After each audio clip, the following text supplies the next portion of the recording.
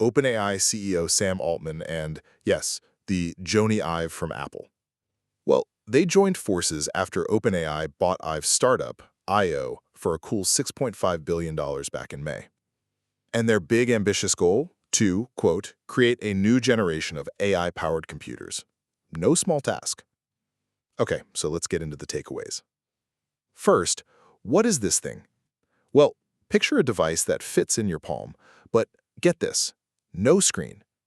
It's supposed to use audio and, visual cues from the world around you to figure out what you need and respond. So it really has to nail that verbal back and forth. Second, here's the headline. That ambitious 2026 launch? Yeah, it might be delayed.